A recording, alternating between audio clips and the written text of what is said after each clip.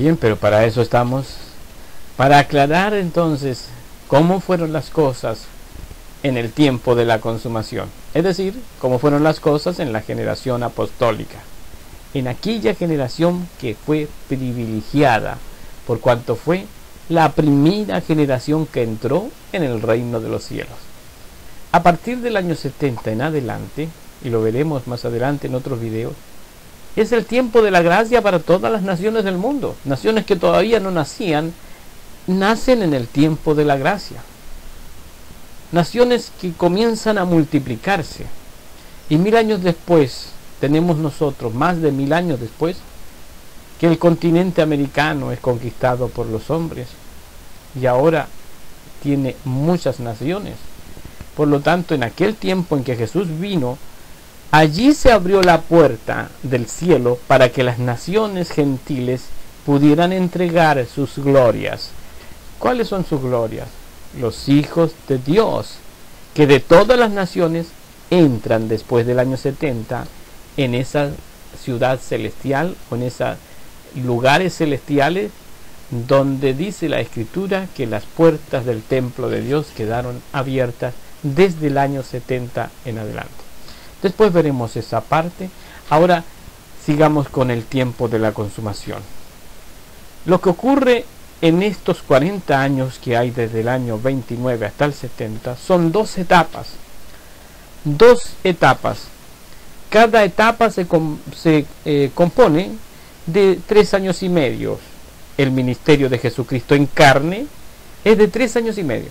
Y el ministerio de Jesucristo desde los cielos, que es en espíritu, es de 3 años y medio. 3 años y medio son 1260 días. Son 42 meses también. Y en tiempos son un tiempo más 2 tiempos más la mitad de un tiempo. Estas 3 formas o 4 formas hay de ver estos tiempos.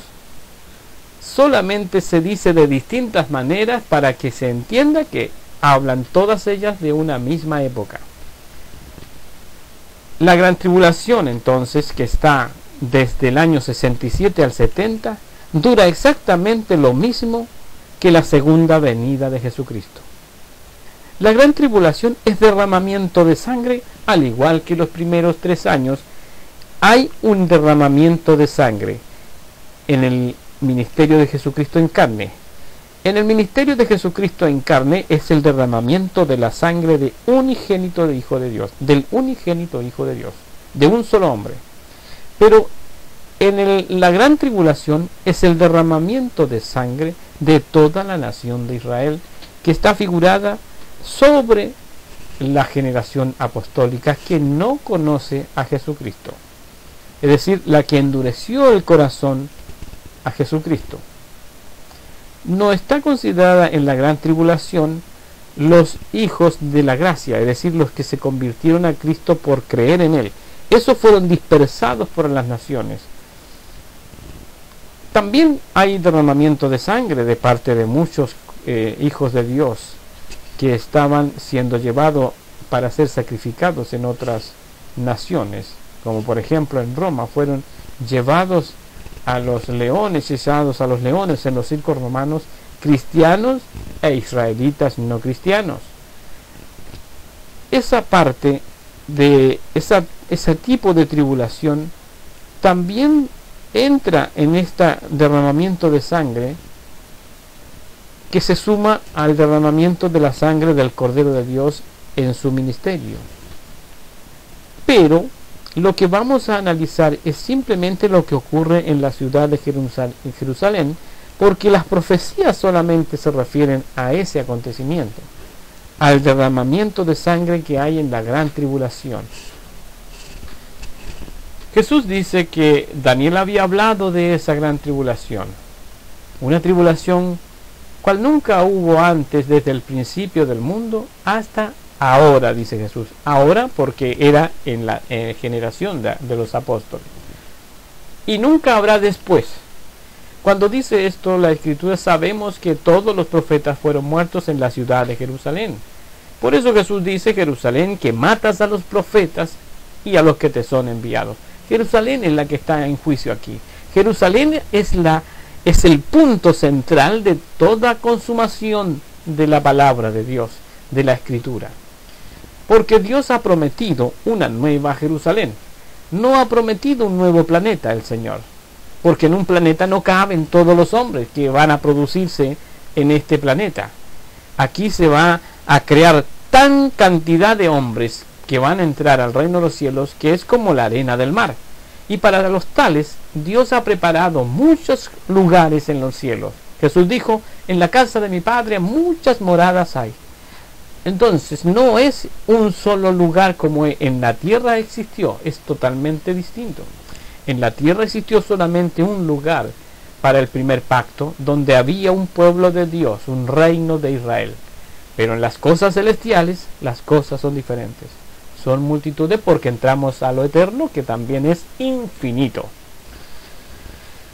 Entonces, tampoco hay una profecía con respecto al mundo entero, como el planeta, si el planeta va a explotar o no. No hay eso en la Escritura. Lo que está escrito se refiere a la tierra que Dios le dio a los israelitas. Esa tierra no será la que ellos van a heredar. La tierra siempre fue espiritual.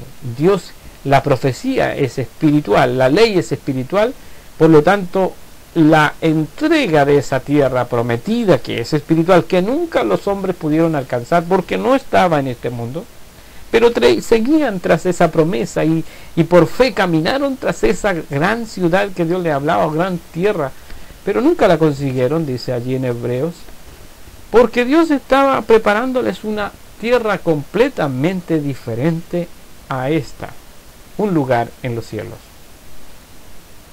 ¿Y por qué hago este alcance yo de que hay derramamiento de sangre en las dos etapas de 3 años y medio cada una? Porque es necesario comprender y hacer la comparación con lo que mencioné en el primer video, de que hay en esto de la cuarentena, está relacionado, lo de la cuarentena está relacionado con el nacimiento de un hijo varón. Lo que dice en Levíticos capítulo 12. Cuando nace un hijo varón, la madre tiene que estar 7 días en la purificación de su sangre. Y eso es lo que hay que considerar, el por qué el derramamiento de sangre de la madre, cuando da a luz un hijo varón, está relacionado con lo que ocurre en el tiempo de la consumación. Porque el tiempo de la consumación es el nacimiento de una nueva era. ¿Y cuál es este nacimiento de la nueva era? Eso está también explicado por el apóstol Pablo en pocas palabras acerca de lo que hay en el principio. Es decir, en el Génesis hay una creación terrenal. Y allí hay un primer Adán. Cuando viene Jesucristo, ¿por qué le llama el apóstol Pablo segundo Adán? Porque obviamente en este tiempo de la consumación hay un génesis espiritual. Allí se crean todas las cosas que son espirituales.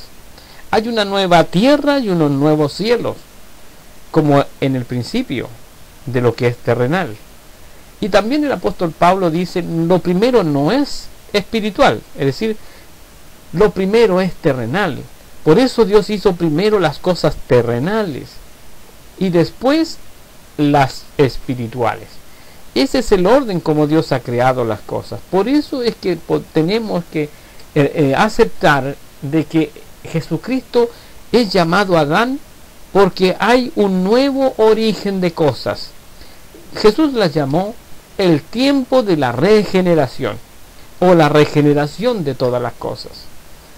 Se refería a que ahora, en ese tiempo de la consumación, en los cielos estaba ocurriendo, o en la parte celestial, o llamémoslo en la parte espiritual, es decir, miren, la cuántica de hoy explica muy bien esto de las partículas que están en el centro de cada, o en la parte más ínfima, más pequeña de la materia. Si quisiéramos meternos en esa parte de cómo funciona la energía de las cosas, tendríamos que hacer una comparación con lo que nos trata de decir Jesucristo que ha de ocurrir en el tiempo de la consumación con la regeneración de todas las cosas. Porque si el hombre, por ejemplo, ahora va a tener una resurrección, y su resurrección es en un cuerpo completamente energía pura, que la Escritura dice que es espíritu vivificante, tenemos que tener entonces un pequeño conocimiento del siglo XXI para poder aceptar las cosas que nos ha estado enseñando la Escritura. Y en esto entonces podemos hacer una comparación con lo que le ocurrió. Voy a apartarme un poquito del tema para explicar solamente de qué cosa estamos hablando cuando nos referimos a lo espiritual. El manto de Turín, el sudario de Turín, que ya está comprobado de que es verdaderamente el manto que cubrió el cuerpo de Jesucristo cuando murió y fue echado en la tumba. Allí hubo una transformación de la energía del cuerpo de Jesús. Cuando los expertos llevaron esto a los análisis, se dieron cuenta que la forma como está impregnada o está impresa la figura de Jesucristo en ese paño, en ese manto, es muy similar a lo que ocurrió cuando la bomba atómica explotó en Hiroshima y en los muros quedaron la figura de los cadáveres que habían estado antes de la muralla. Es decir, la luz radioactiva era tan fuerte que era como si le sacara un negativo a los hombres y quedaban impresos en las murallas. Algo muy similar ocurrió aquí con el cuerpo de Jesucristo y quedó completamente marcado el sudario que lo cubría en el momento en que estaba en la tumba. Algo le ocurrió entonces al cuerpo de Jesús, y por eso mencioné antes lo de la cuántica. Cuando la energía que tiene átomos positivos y negativos, o protones y neutrones, o electrones y todas esas cosas, yo no soy experto en eso, solamente he tratado de aprender algo. Y cuando la antimateria se enfrenta a lo que es la materia, hablemos de las partículas, estas explotan y lo único que queda como resultado es una luz que llaman luz gamma. Bueno, nosotros decimos que Jesucristo ha sufrido una transformación en el momento de haber resucitado, y su cuerpo ahora ya no es de carne ni de hueso, y se ha convertido en un hombre de luz, completamente de luz. Algo le ocurrió entonces a sus moléculas, a sus átomos del cuerpo, en el momento en que estaba allí en la tumba, y esto produjo algo extraordinario que quedó marcado y quedó impreso eternamente en ese paño o en ese manto de Turín. La resurrección entonces tiene que estar relacionada con toda la parte de energética de nuestros cuerpos. Esa es la que va a permanecer para siempre, no la carne. Podríamos decir, especulando un poco, de que es la parte nuestra, la antimateria, la que es igual a Dios, o la que corresponde a Dios, y a donde volveremos nosotros. Y es la parte material la que va a ser echada fuera, a las tinieblas de afuera. ¿Qué nos conviene entonces? Seguir los pasos de Jesucristo, que es el camino al cielo, y rechazar las cosas que son del enemigo de Dios, que están en el mundo y que nos tienden a llevar por un camino de tinieblas.